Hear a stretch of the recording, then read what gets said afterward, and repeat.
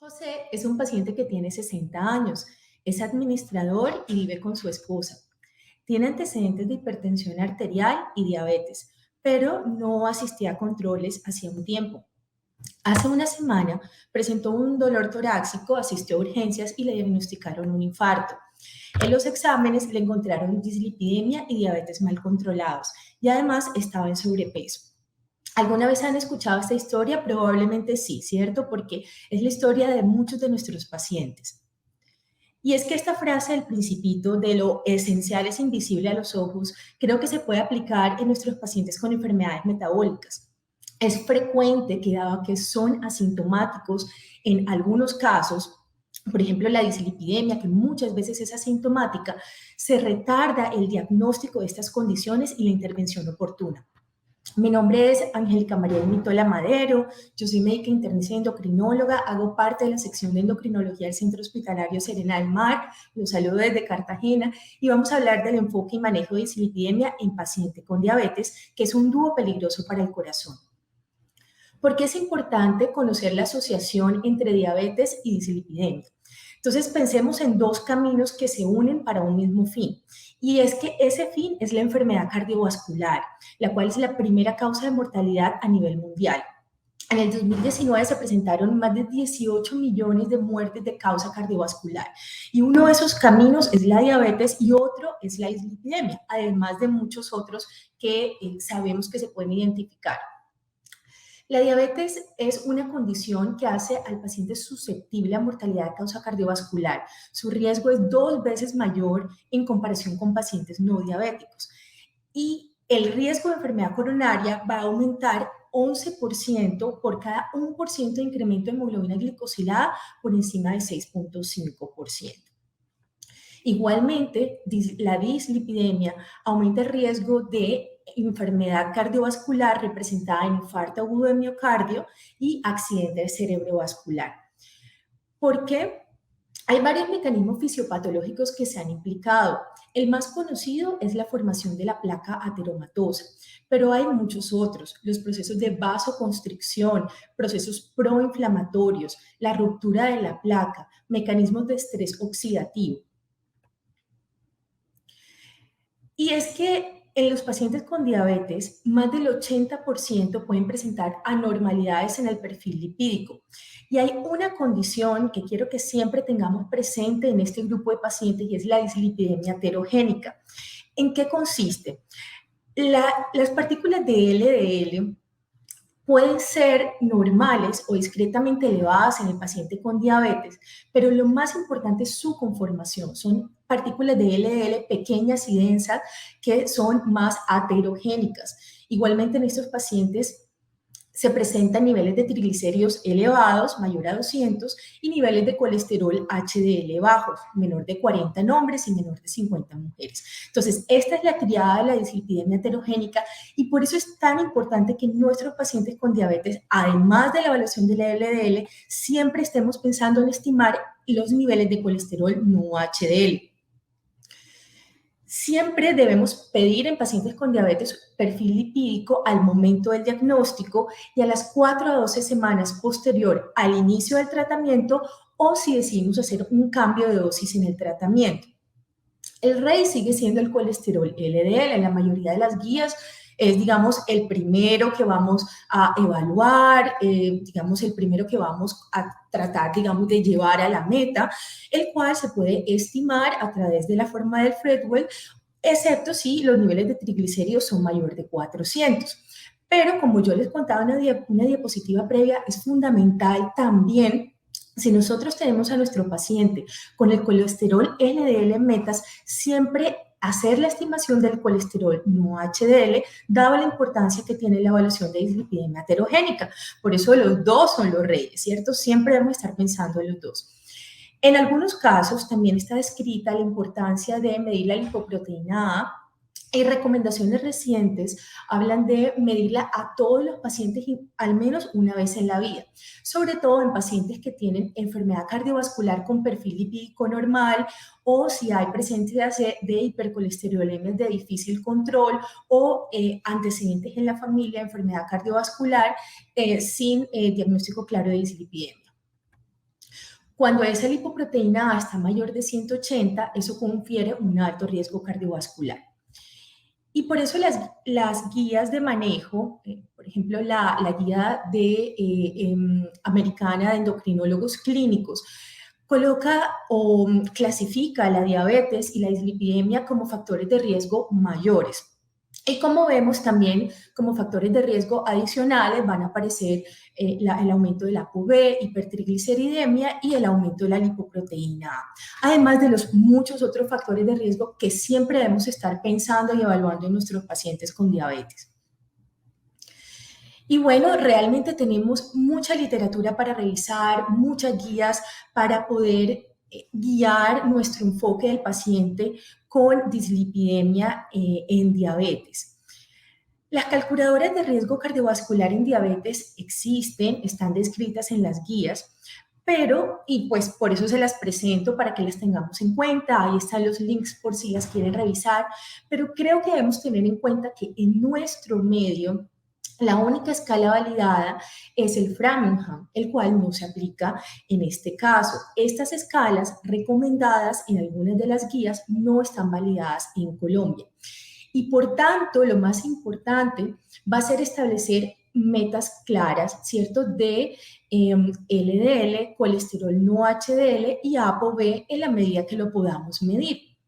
En la guía de endocrinólogos clínicos americana, la diabetes, los pacientes con diabetes se clasifican en alto riesgo, muy alto riesgo o riesgo extremo, dependiendo de si el paciente tiene diagnóstico de diabetes, pero no tiene otros factores de riesgo, el LDL, la meta de LDL debe ser menor de 100, el colesterol no HDL menor de 130 y los niveles de ApoB menor de 90. Si el paciente es de muy alto riesgo porque tiene diabetes asociado a otro factor, uno o más factores de riesgo, las metas de LDL deben ser menor de 70, el colesterol no HDL menor de 100 y el ApoB menor de 80. Y en el riesgo extremo, que son aquellos pacientes con diabetes y enfermedad cardiovascular, las metas de LDL son más estrictas, menor de 55, colesterol no HDL menor de 80 y ApoB menor de 70. Tenemos otras guías, como las guías europeas de cardiología, en la cual hay una clasificación un poco diferente, tienen algunos conceptos diferentes, por ejemplo, el riesgo moderado se le va a dar a pacientes con diabetes tipo 1 que tengan menos de 35 años o pacientes con diabetes tipo 2 menor de 50 años con una duración de diabetes menos de 10 años y esos pacientes van a tener metas de LDL menor a 100. Si nosotros miramos, las metas son, digamos, muy parecidas, lo diferente es cómo clasifican a cada grupo de pacientes. Los pacientes de alto riesgo van a ser aquellos con diabetes mellitus sin daño de órgano blanco o pacientes que tengan diabetes de más de 10 años de duración u otro factor de riesgo adicional. En ellos la meta de LDL va a ser menor a 70. Y los pacientes de muy alto riesgo van a ser aquellos pacientes con diabetes mellitus que tengan daño de órgano blanco o 3 factores de riesgo asociados o una diabetes tipo 1 de larga duración y en ellos la meta de LDL es menor de 55. Entonces, como vemos, si bien las metas son similares, la clasificación para llevar a cada una de las metas es un poco diferente. ¿Qué es importante en nuestra práctica clínica? En nuestra institución siempre tener claridad en cuáles van a ser las metas que vamos a manejar y las guías de referencia que vamos a utilizar. Dos grupos importantes y que siempre hacen, digamos, como la salvedad en que, digamos, debemos agrupar o analizar de diferente manera. Y son los pacientes con diabetes tipo 2 menores de 40 años o pacientes con diagnóstico de diabetes tipo 1. En estos pacientes, digamos que no hay muchos estudios clínicos y por eso, cuando nos enfrentamos a dislipidemia en este grupo de edad, es muy importante siempre evaluar el riesgo-beneficio de una terapia farmacológica y hacer más énfasis en los cambios en el estilo de vida, alimentación, ejercicio, control del estrés, del sueño, tabaquismo. En caso que decidamos iniciar tratamiento, serían las estatinas de moderada intensidad la primera opción y titularlas según la tolerancia. y en pacientes diabéticos mayores de 70 años, que también son pacientes que tienen baja inclusión en los estudios clínicos y sabemos que a mayor edad va a haber mayor riesgo de efectos adversos. Entonces, en esos pacientes siempre iniciar estatina de moderada intensidad y hacer una titulación progresiva. ¿Cuál va a ser siempre el punto inicial de nuestro tratamiento? Y para eso ya estábamos revisando las charlas de nutrición y ejercicio, porque las intervenciones en el estilo de vida van a ser ese pilar fundamental para llevar a nuestros pacientes con dislipidemia a metas adecuadas. Sin duda el tratamiento farmacológico es una ayuda fundamental, pero tener a nuestros pacientes con un plan de nutrición estructurado, adecuado y la prescripción del ejercicio van a ser pilares muy importantes. Y en cuanto a la nutrición, tenemos varios esquemas nutricionales. Recientemente un metaanálisis publicado en 2019 evaluó varios planes de alimentación y fue la dieta mediterránea la más efectiva en controlar la dislipidemia heterogénica tan importante en nuestros pacientes con diabetes. En cuanto a tratamiento farmacológico, las estatinas siguen siendo la primera opción de tratamiento en nuestros pacientes. Quise traer, yo sé que muchos conocen los estudios de medicamentos o tratamientos farmacológicos para dislipidemia, pero quise enfocarme en el análisis que hacían para cada medicamento en pacientes con diabetes, que es nuestra charla.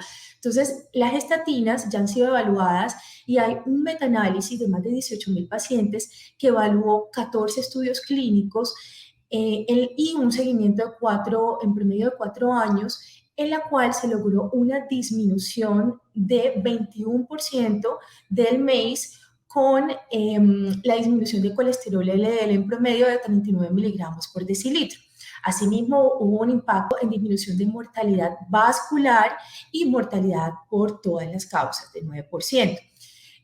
Las estatinas, siempre recordemos que en los pacientes con diabetes, las indicadas son las de moderada y alta intensidad, según el requerimiento o la meta de LDL que estemos planteando en nuestro paciente. Recordemos que las de moderada intensidad van a tener una reducción de 30 a 49% y las de alta intensidad mayor del 50% en los niveles de LDL. Sin embargo, también es muy importante, recordemos que algunos pacientes pueden presentar intolerancias a las estatinas, principalmente síntomas musculares, y en esos pacientes sería importante tratar de llevar al paciente al tratamiento con la menor intensidad de estatina que tolere, siempre conservando el beneficio del tratamiento farmacológico. Acá les nombro o les describo todas las estatinas de moderada y alta intensidad que tenemos disponibles. Cuando nuestro paciente no tolera las estatinas o definitivamente no logra la meta de LDL, tenemos una terapia farmacológica para adicionar a las estatinas que ya también fue evaluada en estudios clínicos controlados y importante, pues en este estudio que incluyó más de 18.000 pacientes en un seguimiento de 7 años, se incluyó un 27% de participantes con diabetes. En este estudio se evaluó el ezetimibe, que va a actuar principalmente a nivel intestinal, en el cual se encontró una reducción del riesgo absoluto del MACE del 5% y una reducción del riesgo relativo del 14% de esos desenlaces cardiovasculares mayores. Digamos que el promedio de reducción de LDL en estos estudios iba alrededor de 16 miligramos por decilitro. Entonces, en aquellos pacientes que estén en tratamientos con estatinas, no logremos, a pesar de titular la dosis, no logremos un buen control de LDL o, pues, en caso que consideremos necesario reemplazarlo por la intolerancia, tenemos esta herramienta farmacológica para llevar a nuestro paciente a la meta. Y en cuanto a los inhibidores de PCSK9, tenemos que son terapias muy potentes con una reducción de LDL en los estudios entre 36 a 59%, sobre todo terapias que están, digamos, aprobadas, sobre todo en pacientes que tienen ya enfermedad cardiovascular instaurada o hipercolesterolemia familiares heterocigotas. Hay 2 moléculas en nuestro país, el evolocumab y el alirocumab. En ambos estudios de cada uno de los medicamentos se incluyeron pacientes con diabetes, como vemos en el Fourier, se incluyeron el 40% de la población tenía diabetes y se encontró una reducción del riesgo relativo del 15% en desenlace cardiovascular y en el Odyssey Outcomes el 28% de la población tenía diabetes y hubo también una disminución de la incidencia del MACE, sobre todo que se vio más en pacientes que ya tenían diagnóstico o alteraciones en la glicemia en comparación con normoglicemia. La reducción de la incidencia fue 2,3% versus 1,2% normoglicemia y el hazard ratio fue de 0,85. Entonces, esta digamos que ya sería otra estrategia adicional, sobre todo, pues digamos, si hiciéramos como un análisis, podríamos pensar inicialmente estatinas, tratando de hacer el ajuste progresivo y la titulación progresiva en la intensidad según y pues según la tolerancia del paciente, adicionar ese TIMIBE y posteriormente podríamos evaluar según las condiciones clínicas de nuestro paciente inhibidores de PCSK9. Entonces, como conclusiones, la diabetes y la dislipidemia no controladas van a ser un factor de riesgo muy importante de enfermedad cardiovascular. Es necesario siempre tener presente estas condiciones para hacer la detección de manera temprana, siempre pedir perfil lipídico en nuestros pacientes con diabetes para hacer un abordaje oportuno. Definir en nuestra institución la clasificación que vamos a utilizar para establecer las metas de manejo de dislipidemia y recordemos que alternativas farmacológicas, si bien tenemos, digamos, varias, las más estudiadas y digamos, con evidencia en pacientes con diabetes, tenemos estatinas, ezetimibe e inhibidores de PCSK9. Muchas gracias.